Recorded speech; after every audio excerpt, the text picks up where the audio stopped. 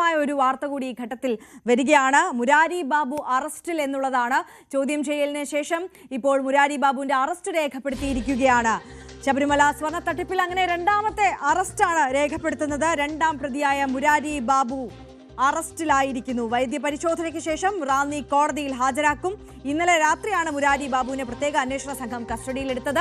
ഇപ്പോൾ തിരുവനന്തപുരത്ത് എത്തിച്ച് ക്രൈംബ്രാഞ്ച് ഓഫീസിൽ വെച്ച് മണിക്കൂറുകളായി ചോദ്യം ചെയ്യുകയായിരുന്നു മുരാരി ബാബുവിനെ. അതിനുശേഷം ഇപ്പോൾ ഇതാ അറസ്റ്റ് രേഖപ്പെടുത്തിയിരിക്കുകയാണ്. ഇതിനുശേഷം കോടതിയിൽ ഹാജരാക്കി കസ്റ്റഡിയിൽ വാങ്ങുക എന്നുള്ളതാണ് സ്വാഭാവികമായും എസ്ഐയുടെ നീക്കം എന്നാണ് മനസ്സിലാക്കുന്നത്.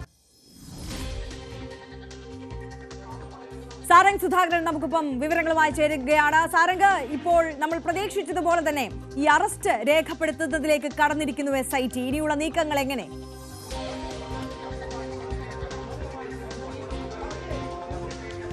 തീർച്ചയായും ആര്യ, നമ്മൾ മുൻപ് സൂചിപ്പിച്ചതുപോലെ തന്നെ അറസ്റ്റിലേക്ക് തന്നെ കാര്യങ്ങൾ കടക്കുമെന്ന് നമ്മൾ നേരത്തെ പറഞ്ഞിരുന്നു. അതേപോലെ തന്നെ അറസ്റ്റിലേക്ക് കടന്നു കുറച്ച് വളരെ പെട്ടെന്ന് തന്നെയായിരുന്നു. കാരണം ഉണ്ണികൃഷ്ണൻ പോറ്റിയുടെ അത്ര കൂടുതൽ ചോദ്യം ചെയ്യൽ സമയം നീണ്ടില്ല എന്നൊരു വ്യത്യാസം മാത്രമേ ഉള്ളൂ. ഇത്തവണ വളരെ പെട്ടെന്ന് തന്നെ അറസ്റ്റ് രേഖപ്പെടുത്തി. ഇതിനൊപ്പം തന്നെ ഇനി ഇവിടെ നിന്നും തിരുവനന്തപുരം ജനറൽ ആശുപത്രിയിലേക്ക് ഈ വൈദ്യപരിശോധനയ്ക്കായി എത്തിക്കുമെന്നാണ് നമുക്ക് ലഭിക്കുന്ന വിവരം. കുറച്ച് മുൻപ് തന്നെ ഈ മുരാരി ബാബുയുടെ കുടുംബാംഗങ്ങളടക്കം ഇവിടെ വന്നിരുന്നു. അദ്ദേഹത്തെ കാണാനുള്ള ഒരു അവസരം അന്വേഷണ സംഘം നൽകിയിരുന്നു. അപ്പോൾ തന്നെ ഏകദേശം ഉറപ്പിക്കാൻ കഴിയുമായിരുന്നു. കാരണം ഈ ഒരു അറസ്റ്റിലേക്ക് നീങ്ങുകയായിരുന്നു. കാരണം ഉണ്ണികൃഷ്ണൻ പോറ്റിയുടെ അടക്കം അറസ്റ്റ് ഇത്തരത്തിൽ തന്നെയായിരുന്നു. അർദ്ധരാത്രി, അതായത് രാവിലെ തുടങ്ങിയ ചോദ്യം ചെയ്യൽ അടുത്ത ദിവസം വരെ നീണ്ട അവസാനമായിരുന്നു അറസ്റ്റിലേക്ക് നീങ്ങിയത്. ഇപ്പോൾ രാവിലെ മുതൽ, അതായത് SP ശശിധരൻ ഉൾപ്പെടെയുള്ള പ്രത്യേക അന്വേഷണ സംഘത്തിന്റെ എല്ലാം ചോദ്യം ചെയ്യൽ പൂർത്തിയാക്കിയതിനു ശേഷം എല്ലാവിധ വിവരങ്ങളും ഇത്തരത്തിൽ ഈ മുരാരി ബാബുവിന്റെ മൊഴിയിൽ നിന്നും രേഖപ്പെടുത്തിയതിനു ശേഷമാണ് ഇപ്പോൾ അറസ്റ്റിലേക്ക് നീങ്ങുന്നത്. ഇന്ന് തന്നെ വൈദ്യപരിശോധന പൂർത്തിയാക്കി ഇന്ന് തന്നെ റാന്നി കോടതിയിൽ ഹാജരാക്കും. അവിടെ നിന്നും റിമാൻഡ് ചെയ്തതിനു ശേഷമായിരിക്കും കൂടുതൽ നടപടിക്രമങ്ങളിലേക്ക് കടക്കുക. ഇപ്പോൾ എന്തായാലും ഈ ഒരു ശബരിമല സ്വർണ്ണപ്പാളി വിഷയത്തിൽ അടുത്ത അറസ്റ്റ്, അതായത് സ്പോൺസറെ അറസ്റ്റ് ചെയ്തു. അപ്പോൾ തന്നെ ഉദ്യോഗസ്ഥ തലത്തിലേക്ക് കാര്യങ്ങൾ എത്തിയിരിക്കുന്നു എന്നതാണ് ഏറ്റവും വലിയ പ്രത്യേകത. കാരണം ഇപ്പോൾ നടപടി നേരിട്ട വ്യക്തിയും മുരാരി ബാബു തന്നെയാണ്. അതിന് പിന്നാലെ ഇപ്പോൾ നിയമ നടപടിയിലേക്ക് കടക്കുമ്പോഴും ആദ്യ അറസ്റ്റ്, ദേവസ്വം ഉദ്യോഗസ്ഥരുടെ ഭാഗത്തു നിന്നുള്ള ആദ്യ അറസ്റ്റ് ഉണ്ടാകുന്നതും മുരാരി ബാബുവിന്റേത് തന്നെ അല്ലേ സാരംഗ്? അത് തീർച്ചയായും ആര്യ. കാരണം ഉണ്ണികൃഷ്ണൻ പോറ്റി അടക്കം അറസ്റ്റിലായി. തൊട്ടടുത്ത അറസ്റ്റ് ഈ ഒരു ഉദ്യോഗസ്ഥ തലത്തിലേക്ക് എത്തി എന്നതാണ് ഏറ്റവും വലിയ പ്രത്യേകത. കാരണം ഏറ്റവും കൂടുതൽ പഴി കേട്ടത് ദേവസ്വം ബോർഡും ആ ഉദ്യോഗസ്ഥ തലത്തിലുള്ള. കാരണം അന്വേഷണ സംഘത്തിന് ഏറ്റവും ഇത്തരത്തിലുള്ള ഒരു തട്ടിപ്പ് നടക്കുമ്പോൾ, അത് ഈ ഒരു ശബരിമല ക്ഷേത്രം പോലെയുള്ളൊരു സ്ഥലത്ത് ഇത്തരത്തിലുള്ളൊരു തട്ടിപ്പ് നടക്കുമ്പോൾ അതിൽ ഉദ്യോഗസ്ഥർക്ക് എന്ത് തന്നെയായാലും പങ്കുണ്ടാവും. കാരണം ഹൈക്കോടതിയുടെ അടക്കം നിരീക്ഷണമുള്ള ഒരു പ്രത്യേക ക്ഷേത്രമാണ്. മാത്രമല്ല ഈ ഒരു ഇവിടുത്തെ എല്ലാ കാര്യങ്ങളും നിയന്ത്രിക്കാൻ കൃത്യമായി ദേവസ്വം ബോർഡും കാര്യങ്ങളും ഉള്ള സ്ഥലത്ത് വെച്ച് ഇത്തരത്തിലൊരു തട്ടിപ്പ് നടക്കുമ്പോൾ അതിൽ ഉദ്യോഗസ്ഥർക്ക് പങ്കുണ്ടാകും എന്നുള്ള കാര്യത്തിൽ തീർച്ചയാണ്. അത് തുടക്കം തൊട്ട് തന്നെ ആരോപണം ഉയർന്നിരുന്നു. വിജിലൻസിന്റെ റിപ്പോർട്ടിലും അങ്ങനെ കാര്യങ്ങൾ ചൂണ്ടിക്കാണിച്ചിരുന്നു. അപ്പോൾ ഏത് തരത്തിലാണ്, അതായത് ഈ ഒരു ഉദ്യോഗസ്ഥരിൽ നിന്ന് ആരംഭിച്ച് എവിടെ നിന്നാണ് ഇതിന്റെ തുടക്കം, എവിടെ നിന്നാണ് ഇത് ആരംഭിക്കുന്നത്, ഇതിൽ ഏതൊക്കെ ഉന്നതർക്ക് പങ്കുണ്ട്, ഏതൊക്കെ കാലഘട്ടത്തിലാണ് ഇത് നടന്നിട്ടുള്ളത്, മുൻപ് അതായത് ഈ ഒരു വിഷയമല്ലാതെ മുൻപ് ഈ ഒരു ശബരിമല ക്ഷേത്രവുമായി ബന്ധപ്പെട്ട് മറ്റ് തട്ടിപ്പുകൾ നടന്നിട്ടുണ്ടോ എന്നടക്കമുള്ള വിഷയങ്ങളെല്ലാം ഈ ഒരു അന്വേഷണത്തിന്റെ പരിധിയിൽ വരും. അതിന്റെ ഭാഗമായി തുടക്കം എന്ന തരത്തിലാണ് ഇപ്പോൾ ഉണ്ണികൃഷ്ണൻ പോറ്റിക്ക് പിന്നാലെ ഇപ്പോൾ മുരാരി ബാബുവിനെ അറസ്റ്റ് ചെയ്തിരിക്കുന്നത്.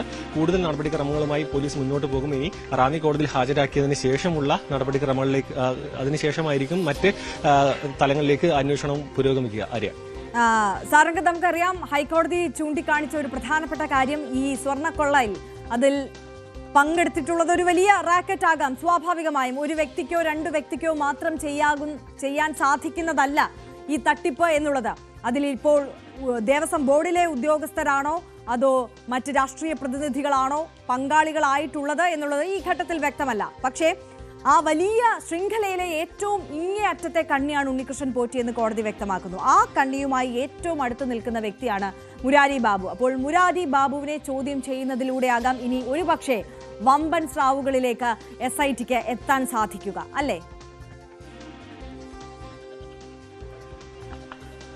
തീർച്ചയായും ഇതൊരു തുടക്കം എന്ന നിലയിൽ മാത്രമാണ് ഈ ഒരു അറസ്റ്റിനെ കാണാൻ കഴിയുള്ളൂ. കാരണം കൂടുതൽ, അതായത് നമ്മൾ നേരത്തെ സൂചിപ്പിച്ചതുപോലെ തന്നെ ഈ ഒരു സ്വർണ്ണപ്പാളി വിഷയം അത് തുടക്കത്തിൽ തന്നെ തീർച്ചയായും ഉറപ്പായിരുന്നു. ഇതൊരു സ്പോൺസർ മാത്രം വിചാരിച്ചാൽ അദ്ദേഹത്തിന്റെ ഒരു പ്ലാനിങ്ങിൽ അല്ലെങ്കിൽ പുറമേ നിന്നുള്ള ഒരു ഗൂഢാലോചനയുടെ ഭാഗമായി മാത്രം ഇങ്ങനെ ഇത്തരത്തിലൊരു ക്ഷേത്രത്തിൽ നിന്നും സ്വർണം അടിച്ചു മാറ്റുക എന്നത് പ്രായോഗികമല്ല. കാരണം അത്തരത്തിൽ നടക്കില്ല. കാരണം ഇവിടെ നിന്നും പോകാനടക്കമുള്ള അനുമതി അടക്കം നൽകേണ്ട ഉദ്യോഗസ്ഥനാണ്. മാത്രമല്ല ദേവസ്വം ബോർഡിന്റെ അനുമതി ഇല്ലാതെ ഇത്തരത്തിലൊരു കാര്യം നടക്കുകയുമില്ല. അതിലടക്കം ഈ ഒരു ചെമ്പാണെന്ന് കാണിച്ച് ഇത്തരത്തിലുള്ള ഈ ഒരു ചെമ്പാണെന്ന് ചൂണ്ടിക്കാണിച്ച് ഇതിനൊരു അവസരമൊരുക്കി കൊടുത്ത മുരാരി ബാബു അടക്കമുള്ള ആൾക്കാരിലേക്ക് കാര്യങ്ങൾ എത്തുന്നു. ഇത് കൂടുതൽ ഉന്നത തലങ്ങളിലേക്ക് എത്തുമെന്നുള്ള കാര്യത്തിൽ ഒരു സൂചന നൽകിക്കൊണ്ടാണ് ഇപ്പോൾ അന്വേഷണ സംഘം മുന്നോട്ട് പോകുന്നത്. മാത്രമല്ല ഈ ഒരു മൊഴിയിൽ, ഈ ഒരു വിജിലൻസ് അന്വേഷണത്തിന് നൽകിയ മൊഴിയിൽ അദ്ദേഹം ഉറച്ചു നിന്നിരുന്നു. അന്ന് ചെമ്പായിരുന്നു എന്ന തരത്തിൽ അദ്ദേഹം മാധ്യമങ്ങളോടക്കം പ്രതികരിച്ചിരുന്നു.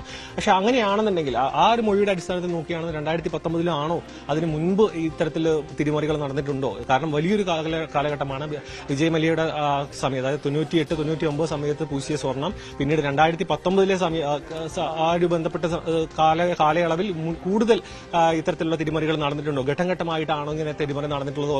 ഇതിൽ എങ്ങനെയാണ് ഇതിന്റെ ഒരു കാര്യങ്ങൾ? മാത്രമല്ല സ്മാർട്ട് ക്രിയേഷനിലടക്കം കാര്യങ്ങൾ നീങ്ങാൻ സാധ്യതയുണ്ട്. കാരണം ആ ഒരു സ്ഥാപനവുമായി ബന്ധപ്പെട്ടാണ് ഈ ഇത്തരത്തിലുള്ള ഒരു സ്വർണം പൂശലുമായി ബന്ധപ്പെട്ടുള്ള കാര്യങ്ങൾ നടന്നിട്ടില്ല. കാരണം ആ ഒരു പങ്കജ് ഭണ്ഡാരി അടക്കം ഈ ഒരു വിജിലൻസ് ഓഫീസിലെത്തി നേരിട്ട് മൊഴി നൽകിയിട്ടുണ്ട്, ഈ ഉടമ അടക്കം.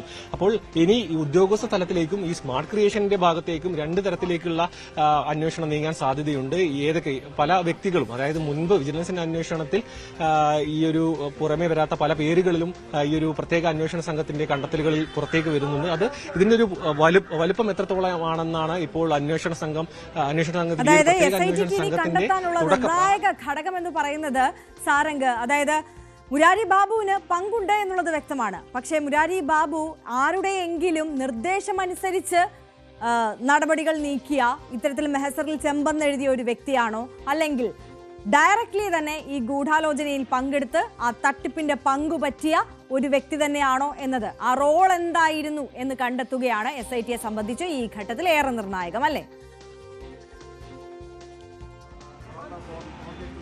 തീർച്ചയായും. കാരണം അതിൽ ഒരു സൂചന എന്ന് പറയുന്നത് ശബരിമല ക്ഷേത്രം പോലെ ഒരു ക്ഷേത്രത്തിൽ അങ്ങനെ ഈ ഒരു ഉദ്യോഗസ്ഥൻ മാത്രം വിചാരിച്ചതുകൊണ്ട് ഇങ്ങനെ മാറ്റി രേഖപ്പെടുത്തി ഇതിനൊരു തിരിമറി നടത്താനുള്ള സാധ്യത വളരെ കുറവാണ്. കാരണം ഇതിൽ കൂടുതൽ ഇത്തരത്തിലുള്ള നിരീക്ഷണങ്ങളുള്ള ഒരു ക്ഷേത്രമാണ്. മാത്രമല്ല ഹൈക്കോടതി അടക്കം നിരീക്ഷണമുള്ള ക്ഷേത്രമാണ്. ഇതിൽ വലിയ, അതായത് കേരളത്തിൽ തന്നെ ഏറ്റവും വരുമാനവുമുള്ളതും ഏറ്റവും കൂടുതലും വിശ്വാസികളെ ബന്ധപ്പെട്ട് നിൽക്കുന്ന ഒരു ക്ഷേത്രമാണ്. അതുകൊണ്ട് തന്നെ ഈ ഒരു ഇത്ര താഴെക്കിടയുള്ള ഒരു ഉദ്യോഗസ്ഥനെ ഉപയോഗിച്ചുകൊണ്ട് ഇത്രയും വലിയൊരു തട്ടിപ്പ് അവരിൽ മാത്രം ഒതുങ്ങി നിൽക്കുന്ന ഒരു തട്ടിപ്പാവാനുള്ള സാധ്യത വളരെ കുറവാണ്.